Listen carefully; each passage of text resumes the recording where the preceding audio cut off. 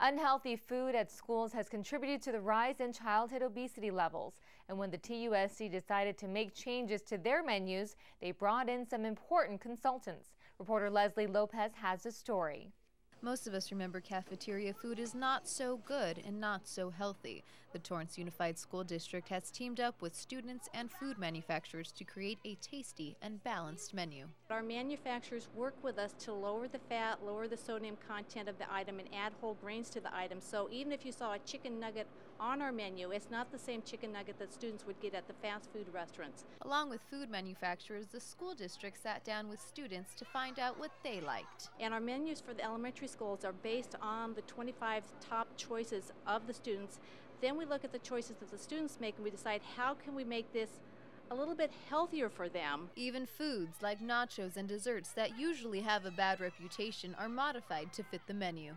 Some of the dessert items that you might see on the elementary level is 100% juice bars, or a sherbet made with 100% juice, or a reduced fat cookie made with whole grains. And for high school students, heartier appetites mean more choices. We have a more upscale menu at the high school where the big menu trend we're seeing in the restaurants, in the community, is rice bowls. So the high schools are actually making their own rice bowls where they'll offer teriyaki chicken, orange rice bowls. They'll do different types of bowls. In the past 5 years, the federal government has required every school district to come up with a wellness policy. And in California, there are even stricter standards.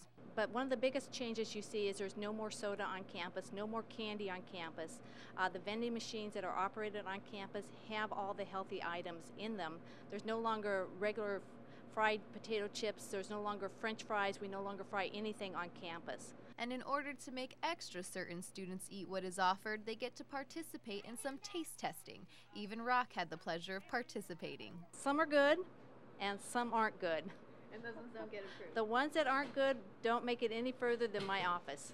Rock's positive changes have not gone unnoticed. Recently, she was awarded with state and regional recognition as an outstanding Director of the Year. But she won't take all the credit. She attributes the success to her staff. And every time I come up with an idea, something that will make the meals healthier for the students, the staff is 100% behind me, so I can't take full credit for it. I really need to give the credit to the staff because they're the ones that serve the children every single day. For the Torrance Unified School District, it's about healthy eating, and for these kids, it's about tasty food. And to make that combination a success, the Torrance Unified School District has made a special menu.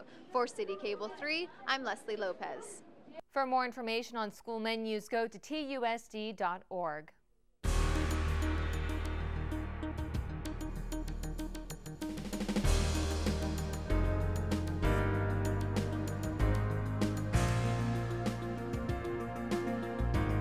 For this month's Community Safety Watch, we're going out to a quiet street in Torrance that could be yours. Reporter Alexa Sita joins the Torrance Police Department for information all homeowners should know.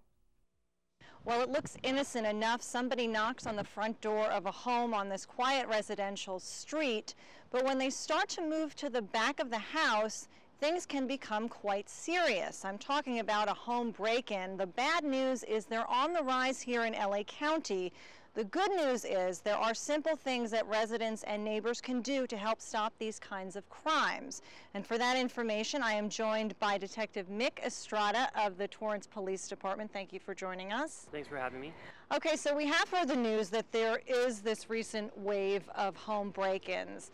But these are different from elaborately planned break-ins or home invasions, correct? Correct. These are different. They happen fast, they happen quick, and before you know it, they're running to the getaway car and they're out of sight. So we're going to show everybody what one of these break-ins looks like. It's for neighbors so they know what some of those red flags are, and also for residents so they know why certain homes are more appealing to burglars than others. So first, set the scene for us. Where are we and what time of day is it? We're in the city of Torrance in an affluent neighborhood. Most of the times it's between 8 o'clock in the morning and 3 o'clock in the afternoon when you have people at work and kids at school. And so we have this car that's pulling up. Who is in this car? Most commonly, there's going to be a female driver in the company of a male, either one or more people inside the car. Why do they have a female driver? Well, people think females aren't criminals, and people think that, you know, females don't look suspicious. So let's talk about the car, because there are red flags that residents should be aware of. These red flag clues can be anywhere from no license plates to paper plates to an unknown item covering the rear license plate. What kind of cars are these? Sometimes you'll get rental cars, sometimes you will get stolen vehicles, but for the most part, they're American-made cars. Okay, so something very nondescript looking again. They've done their homework, they've chosen this house. There are also things around the front stoop, things that might seem innocent enough to the average person, but there are also things that might tip off burglars that people aren't home. So what are some of those things? Well, those items could be anywhere from shoes left on the porch, a UPS box, newspapers, and mail. And let's just talk about the shoes left in front of the house, because it presents an interesting situation. Everything is based on assumption by these burglars, and they're also assuming certain stereotypes when they see shoes left on the front porch. During my interviews on a number of suspects that were arrested for residential burglary, they have told me that they usually pick out Asian family type houses. And for that matter, they believe that Asians don't believe in banks. Therefore, when they break in, they're going to come in contact with money, jewelry items, and be in the wind. Again, this is an assumption that they're making, but they're just using that assumption to increase their odds of getting a better payday, correct? That's correct. So they found their house. What's going to happen once they get out of the car? Well, when they exit the car, there's going to be a person who is standing in front of the house as a lookout talking on the cell phone. Shortly thereafter, there's going to be a suspect that approaches the porch, and he's going to be knocking at the door. So they knock on the door and they get no answers, and they move to the back of the house, and that's where all the action is going to really happen, correct? Correct. As they move to the rear of the house, they're going to be concealed where nobody can actually see the suspects breaking into the house. If residents or neighbors see some of the red flags that we've mentioned, that's the time to really call the police. About how long are they going to be inside the home? Anywhere from 5 minutes to 45 minutes. And what exactly are they looking for inside the house? When the suspects go inside the house, they're going to ransack the rooms, specifically bedrooms, because in bedrooms you have jewelry, you have money, you have guns, you have PlayStations, small items that they can easily exit and flee with. So once they have what they want and they start to leave the house, what happens next? After they leave the house, the lookout person is going to be on his cell phone talking to the person driving the car. As a person comes up in the car, everyone who has committed this crime is in fact going to jump in and take off. Again, they're going on the assumption that no one is home, and to find that out, they knock on the front door. But what happens if they knock on the front door and someone actually answers the door? If they knock on the front door and the homeowner answers the door, the suspects are going to use a ruse. They're going to ask the person if John Smith lives here.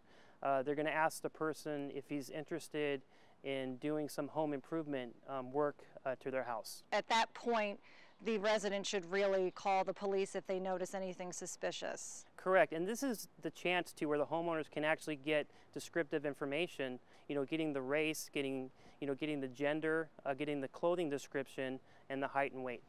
Now, the worst case scenario that could happen is if the burglars, they knock on the door, they do the break-in because they think someone is, rather no one is at home, but they actually do encounter the homeowner. And this could happen with the elderly or somebody who's hard of hearing. So what happens in that scenario? Well, if a suspect enters a house and the homeowner is in fact home, most commonly the suspect is going to take off because he doesn't want to encounter any problems.